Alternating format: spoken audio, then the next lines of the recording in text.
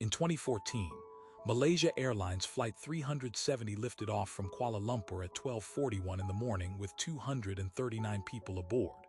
And then, 38 minutes later, the transponder switched off from inside the cockpit. The plane flew silently for 6 more hours, and 120,000 square kilometers of ocean floor were mapped by the most advanced sonar equipment ever deployed in a search, returning not one seat, not one engine, not one piece of wreckage. And that is the problem. A 297-ton aircraft cannot disappear. We will come back to that. Flight 370 was routine. A Boeing 777, one of the most redundant aircraft ever built, with multiple transponders, satellite uplinks, and black boxes engineered to ping their location for 30 days after impact. Captain Zahiri Ahmed Shah had logged over 18,000 flight hours.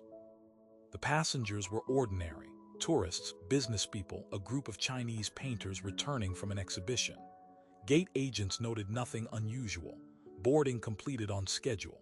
At 1:14 in the morning, air traffic control cleared them to a higher altitude, and the first officer replied, "Good night."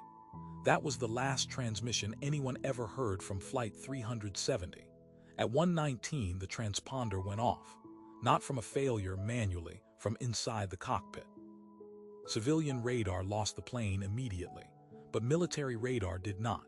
It caught the 777 making a sharp, deliberate left turn back across the Malay Peninsula. The plane flew over land, over coastal cities with lights still on below, and banked south over the Strait of Malacca. It climbed to 43,500 feet above its certified ceiling, dropped sharply, then climbed again. No distress call was ever made. Not one of the 239 people aboard placed a call or sent a message. For 6 hours and 40 minutes, the aircraft communicated with a satellite system by handshake only, a passive mechanical ping, automatic, requiring no human action. At 8:19 in the morning, the final handshake came from somewhere over the southern Indian Ocean. Then nothing. The plane had flown 7 hours in the wrong direction, and no one had stopped it. 26 nations contributed to the search that followed, the most expensive in aviation history. Ships and surveillance aircraft swept a zone the size of Texas. Side-scan sonar mapped the ocean floor at depths of 6 kilometers, in complete darkness, across terrain no human being had ever observed. They found ancient volcanic formations, shipwrecks centuries old. In 2018, a private firm named Ocean Infinity deployed 8 autonomous underwater vehicles simultaneously and swept an additional 112,000 square kilometers. The emergency locator transmitters, devices engineered specifically to survive a crash and be found, never activated once. No fuselage, no engines, no cargo, no human remains. The most widely accepted theory centers on Captain Zahiri Ahmed Shah. Investigators found simulations on his home computer modeling a flight path into a remote stretch of the southern Indian Ocean. He had recently experienced personal difficulties. The evidence of deliberate control, the disabled transponder, the reversed course, the sustained altitude excursions, the ghost flight points to one person making calculated decisions in that cockpit. The theory holds that he depressurized the cabin, incapacitated everyone aboard, and flew the aircraft until fuel exhaustion. It is coherent. It is held by experienced aviation investigators. It fits the documented behavior of the plane. Now remember, the main wreckage was never found. 17 confirmed fragments from Flight 370 have washed ashore across the western Indian Ocean, Reunion Island, Tanzania, Mozambique, South Africa. Ocean drift models, run by independent teams across multiple institutions, trace those pieces back to the southern Indian Ocean, consistent with the calculated crash zone.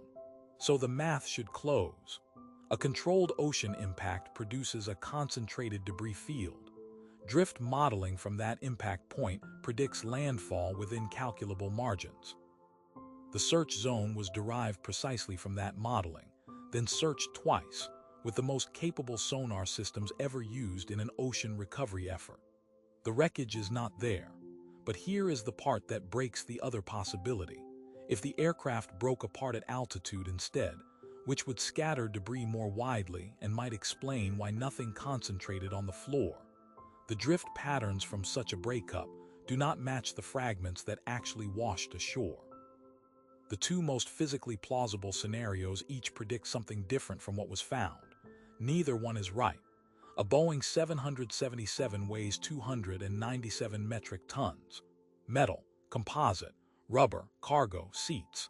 These materials have density. They sink at calculable rates. They drift at predictable speeds across documented currents. We have pieces of this airplane, meaning we know within margins where the debris came from. The mathematics of ocean physics are not uncertain. Every independent calculation pointed to a specific patch of ocean floor. That floor was mapped. That floor was searched. The plane is not there. 297 metric tons of material does not cease to exist. The investigation remains officially open. No cause of loss has ever been formally determined. The main wreckage field has never been located. 239 people have never been found. It is the greatest unsolved mystery in commercial aviation history, and it has now been 10 years. If the search was right, and the drift models are right, and the math is right, then something fundamental about what happened to this plane is wrong. What is it?